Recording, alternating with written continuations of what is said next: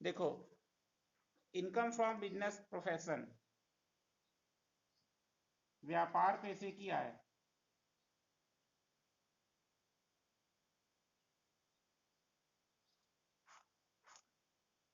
हमारे पास जो इसके क्वेश्चन सॉल्व करने के लिए जो आएगा प्रश्न का नमूना, वो पहले से उसमें trading and profit loss account बना रहेगा, trading and profit loss account,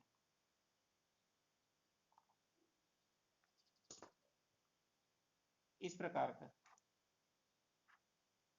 एक मिनट, तो ये trading and profit loss account है। किस प्रकार प्रश्न का स्वरूप रहेगा और आपको क्या बनाना है, कैसे बनाना है, वो देखना। इतना हिस्सा ट्रेडिंग अकाउंट का और इतना हिस्सा प्रॉफिट लॉस अकाउंट का, और यहाँ पे दिया होगा कुछ एडजस्टमेंट, समायोजन। ठीक, यहाँ आता है टू ग्रॉस प्रॉफिट,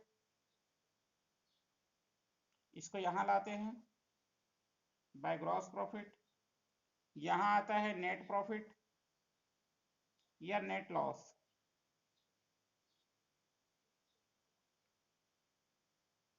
आपके सामने कोई क्वेश्चन आएगा, उसमें आप व्यापार पैसे की आय मतलब सही प्रॉफिट कैसे निकालोगे।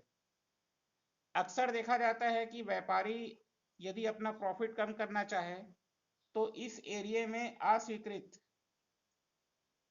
अस्वीकृत खर्चे, डिसअलाउड एक्सपेंसेस को डाल देता है। डिसअलाउड एक्सपेंस यहाँ पे शो करता है, और कुछ बिजनेस के बाहर के इनकम रहते हैं उसको वो यहाँ पे डाल देता है, गैर व्यापारिक आय मतलब नॉन ट्रेडिंग इनकम, जिसपे कि वो कम टैक्स पे कर सके। कुछ स्वीकृत खर्चे भी रहते हैं यहाँ पर, अलाउड एक्सपेंस, जैसे actual bad debts, actual depreciation. हमको क्या करना है, ये जो trading and profit loss account आया है, ये उसका नेट प्रॉफिट है, इसको चेक करना है और इसका सही बिजनेस प्रॉफिट निकालना है। कुछ गलत चीज़ें आ चुकी हैं, उसको ठीक करना है। तो इसको बनाने के लिए सबसे पहले क्या करना, आपके सामने ऐसा प्रश्न रहेगा, उसको इस प्रकार सॉल्व करेंगे। सबसे पहले हेडिंग रहेगा व्यापार पैसे की आय,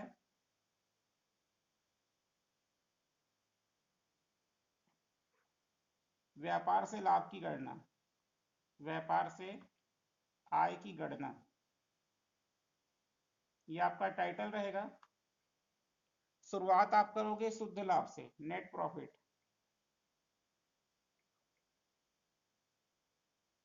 जो आपके क्वेश्चंस में दिया रहेगा, आपके सवालों में। दो कॉलम खींचेंगे।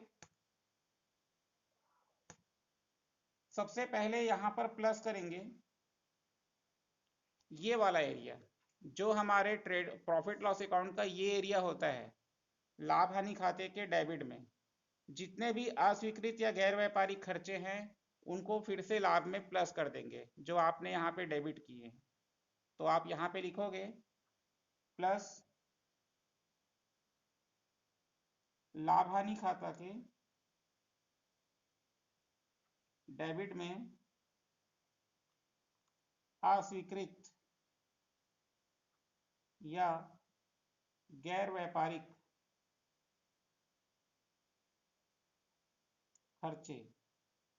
लाभ हानि खाते के डेबिट में जो अस्वीकृत या गैर व्यापारिक खर्चे हैं जो आप यहाँ पे चार्ज कर चुके हो, इसको फिर से यहाँ पे लिखना है। अब ये अस्वीकृत और गैर व्यापारिक खर्चे होते क्या है, मैं आपको बताता हूँ। ऐसा खर्चा जिसका व्यापार से कोई संबंध नहीं है, फिर भी व्यापारी अपने लाभ हानि खाते में चार्ज कर दिया है, तो आप उतने ही पैसे से यहाँ पे उसको ऐड कर दो। इसके उदाहरण हैं जैसे कि घरेलू है, हाउस होल्ड एक्सपेंस, व्यक्तिगत व्यय, पर्सनल एक्सपेंस, कोई जुर्माना, पेनाल्टी, इस टाइप के खर्चे, किसी भी प्रकार का संपत्ति का क्रय, जो कि पूंजीगत होता है, इसको पूंजीगत व्यय भी बोल सकते हैं, कैपिटलाइज एक्सपेंस। किसी भी प्रकार का दान, उपदान, ये भी आ सकता है। कुछ माने हुए खर्च भी आते हैं, जैसे पूंजी पर ब्याज, मालिक का वेतन, ऑनर सैलरी, इस टाइप के खर्चे। कई बार ऐसा होता है कि मकान या कार या टेलीफोन, इनका घरेलू प्रयोग का हिस्सा, इनका घरेलू प्रयोग का हिस्सा ये भी आएगा। किसी भी प्रकार का संचय या प्रावधान कोष, किसी भी प्रकार का संचय, प्रावधान, कोष। देखो, डिसअलाउड एक्सपेंस यहाँ पे फिर से प्लस होंगे, जिसमें पहला है घरेलू व्यय, household expense, personal expense, penalty, assets purchase या capital expenditure, charity donation, interest on capital, interest on owner salary, car, house, telephone का ऐसा पार्ट जो वो घर में प्रयोग किया है, हाउस होल्ड में यूज किया है। किसी भी प्रकार का संचय या प्रावधान, एनी रिजर्व एंड प्रावधान फंड्स, ये सब पूरे आएंगे। इसके अलावा भी और बहुत सारे हैं जो आपके बुक में पूरा डिटेल में दिया हुआ है, मैं केवल मेन मेन चीज को आपको बताया हूँ। ये सारे चीज यदि आपके प्रॉफिट लॉस अकाउंट में आ गए हैं तो इनके कारण आपका जो प्रॉफिट है वो कम सो हो जाता है। यहाँ पे यदि ये सब आ गए हैं तो ये प्रॉफिट घट के छोटा हो जाता है, तो आपको यहाँ पर फिर से सबको इस प्रॉफिट में जोड़ना है।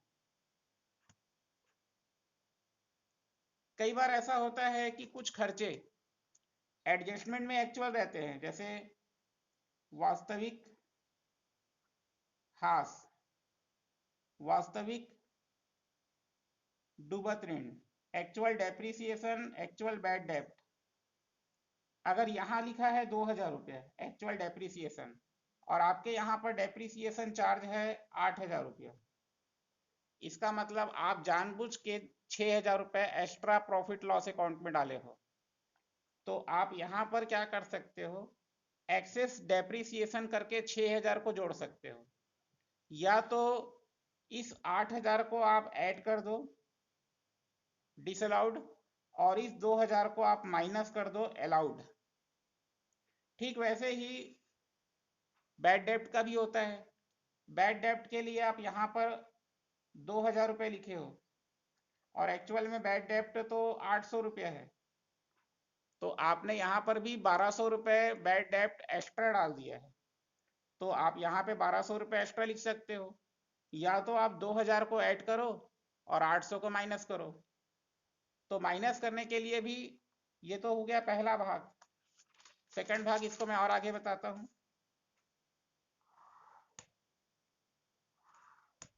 देखिए, ये आपका पहला हिस्सा था। इसमें आपको क्या करना है, प्रॉफिट लॉस अकाउंट के जितने भी डिसअलाउड एक्सपेंसेस है उनको ऐड करना है। दूसरा हिस्सा आपका एडजस्टमेंट में रहेगा। यहाँ से यहाँ पे जो एक्चुअल डेप्रिसिएशन है और एक्चुअल बैड डेप्ट है, या कोई भी व्यापारिक खर्चा जो चार्ज करने से छूट गया है, वो यहाँ पे माइनस होगा सेकंड स्टेप में। तो सेकंड में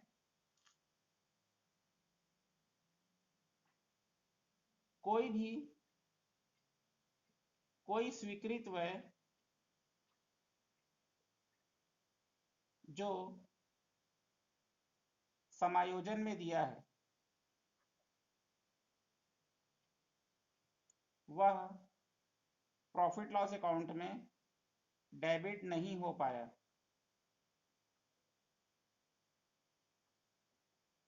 कोई भी स्वीकृत व्यय, any allowed expense if giving adjustment and not charged to profit loss account, लाभ हानि खाते के डेबिट में चार्ज नहीं हुआ है यदि वो समायोजन में दिया है और स्वीकृत है, तो आप यहाँ पर क्या करना, वो माइनस होगा। जैसे वास्तविक ह्रास मतलब एक्चुअल डेप्रिसिएशन,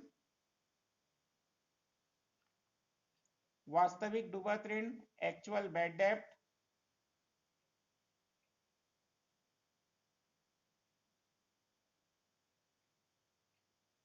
और कोई भी स्वीकृत व्यय जो पीएल अकाउंट में चार्ज नहीं हुआ है। ये तीन चीज यहां पर माइनस हो जाएगा। ये हुआ अपना सेकंड पार्ट। तीसरा जो पोजीशन रहेगा, देखो पहला हमने यहां से डिसअलाउड एक्सपेंस को ऐड कर दिया, प्लस कर दिए, यहां से अलाउड एक्सपेंस को माइनस कर दिए, और यहां पर जो गैर व्यापारिक आय है, नॉन ट्रेडिंग इनकम, ये तीसरे स्टेज में माइनस होगा प्रॉफिट में से, क्योंकि ये बिजनेस के बाहर का प्रॉफिट बिजनेस में डाल दिया है। ठीक, देखो third number, non trading income, गैर व्यापारिक आय, गैर व्यापारिक आय जो लाभ हानि खाता के क्रेडिट में है। गैर व्यापारिक आय जो लाभ हानि खाते के क्रेडिट में है, मतलब आपके बिजनेस से बाहर का कोई भी इनकम, जैसे संपत्ति की बिक्री, लॉटरी, किराया प्राप्त, दीर्घकालीन पूंजी लाभ, दीर्घकालीन या अल्पकालीन, लॉन्ग टर्म या शॉर्ट टर्म कैपिटल गेन। इसके अलावा ब्याज प्राप्त, ब्याज बैंक, अन्य गैर व्यापारिक आय।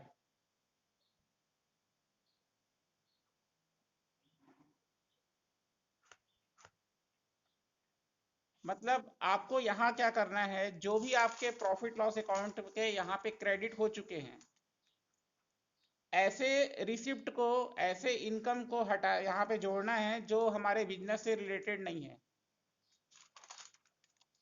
इतना सब कुछ प्लस माइनस करने के बाद जो आएगा वो होगा इनकम फ्रॉम बिजनेस। ठीक, तो अब आप मुझे बताओ, इसमें कोई डाउट है क्या आप लोग को? ये आपका trading and profit loss account है। सबसे पहले आपको क्या करना है, नेट प्रॉफिट लेना है। नेट प्रॉफिट में यहाँ पे जितने भी डिसअलाउड एक्सपेंसेस है सबको जोड़ना है।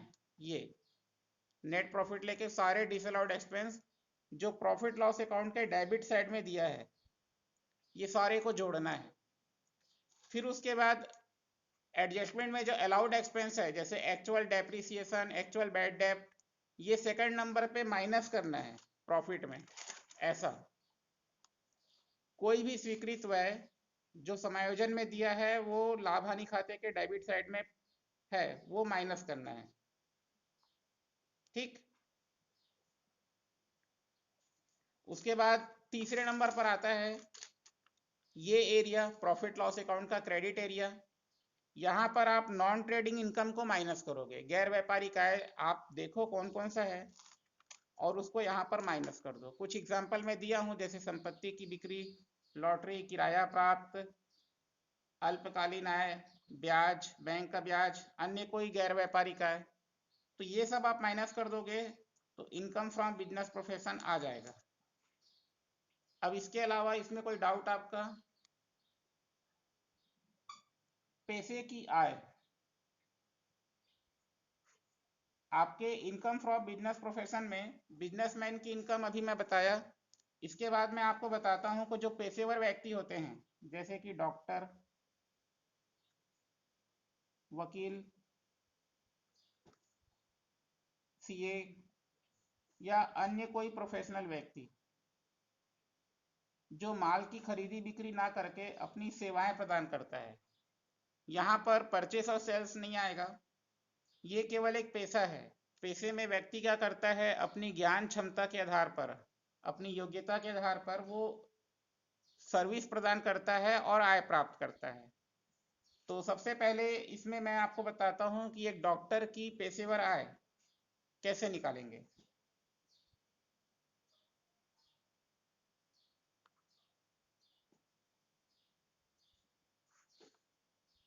सबसे पहले रहेगा ए, पैसे की आय। एक डॉक्टर को अपने प्रोफेशन से कहाँ कहाँ से पैसा मिलता है ये आप देखेंगे। ठीक, तो सबसे पहले होगा परामर्श शुल्क, कंसल्टेशन फीस बोलते हैं इसको। इसमें भी 2 कॉलम खींच दो आप लोग।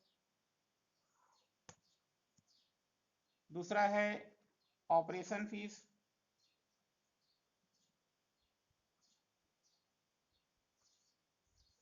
घर जाने का शुल्क, घर जाके जो इलाज करता है उसका पैसा।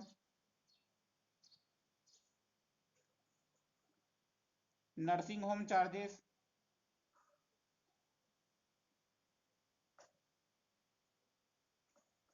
दवाई की बिक्री,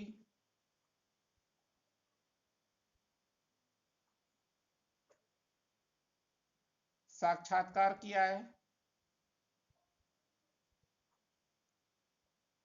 ये आपके लिए मैं बता दूं कि आजकल डॉक्टरों का क्या होता है कि कुछ इंटरव्यू चलते हैं जिसमें उनको पैसा मिलता है। कोई न्यूज़ चैनल वाले, कोई मैगजीन वाले उनका एक इंटरव्यू लेते हैं, तो इससे उनको पैसा मिलता है। वे क्या करते हैं, अपने नॉलेज के आधार पर लोगों का सोल्यूशन करते हैं। मतलब कोई भी समस्या आती है तो ऑनलाइन हो तो ऑनलाइन कार्यक्रम का भी पैसा मिलता है उनको।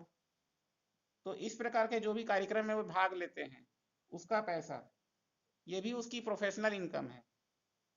ठीक, इसके अलावा ऐसा कोई भी इनकम जो उसके विशिष्ट ज्ञान से प्राप्त होती हो, और भी बहुत सारे हैं, आपको लेना है। बस इसको छोड़ देना कि वो कहीं नौकरी करता है उसको नहीं लेना है, मकान संपत्ति से ये सब नहीं लेना है।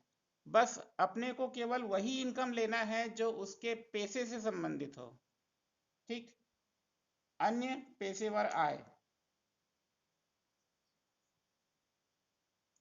इतने को आप जोड़ लो और इसमें माइनस हो जाएगा बी, स्वीकृत व्यय, अलाउड एक्सपेंस। अब एक डॉक्टर के नर्सिंग होम का संचालन करता है तो उसके लिए कौन कौन सी आय स्वीकृत, कौन कौन से खर्च स्वीकृत होंगे। तो यहाँ पे लिख देना पेशे से संबंधित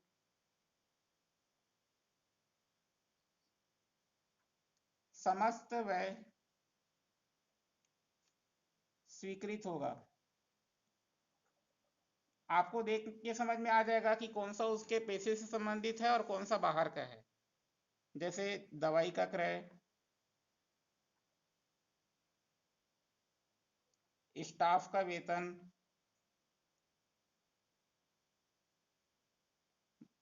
सर्जिकल इक्विपमेंट, सर्जिकल इक्विपमेंट पर हास 15%। जो उसकी ऑपरेशन की मशीन होती है उस पे 15% डेप्रिसिएशन चार्ज करते हैं। पुस्तकों पर हास,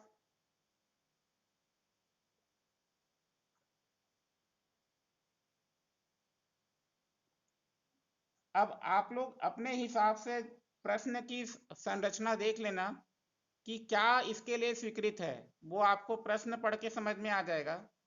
और यदि वो अपने नर्सिंग होम को पार्टली यूज करती है या कुछ हिस्सा उपयोग करता है अपने नर्सिंग होम में कुछ रहने में, तो उस टाइप के खर्चे उस अनुपात में बढ़ जाएंगे। जैसे कि एक मकान है जिसका आधा हिस्सा में नर्सिंग होम चलाता है और आधे हिस्से में स्वयं रहता है, और अगर मकान का किराया है 10,000 रुपये, तो आप सीधा सीधा 5,000 रुपये नर्सिंग होम के नाम पे डाल दो, 5,000 पर्सनल। इसी प्रकार बिजली का बिल आता है मान लो 1,200 रुपये, तो यदि वो आधा यूज करता है तो आधा ही 600 ही लेंगे। तो कुल मिलाकर आप एक पेशे से संबंधित व्यय यहाँ पर आइडेंटिफाई करो और उसको आप पहचान कर माइनस कर दो। ए में से बी माइनस होगा तो आपका आ जाएगा प्रोफेशनल इनकम, पेशेवर आय। ए माइनस बी, पेशे की आय। ठीक।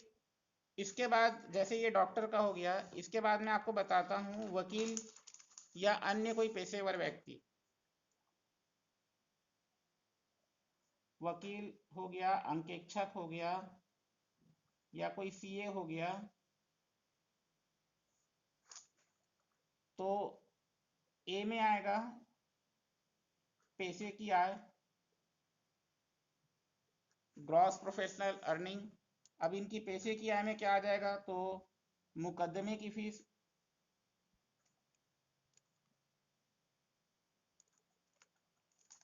किसी का केस लड़ रहा है उसका पैसा, कानूनी फीस,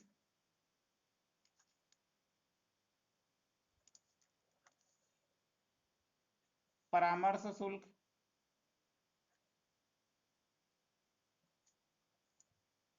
विशेष कमीशन नियुक्ति शुल्क,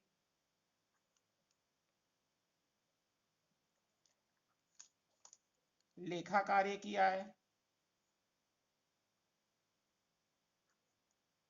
किसी का वो अकाउंट मेंटेन करता है उसकी इनकम, परीक्षक पारिश्रमिक,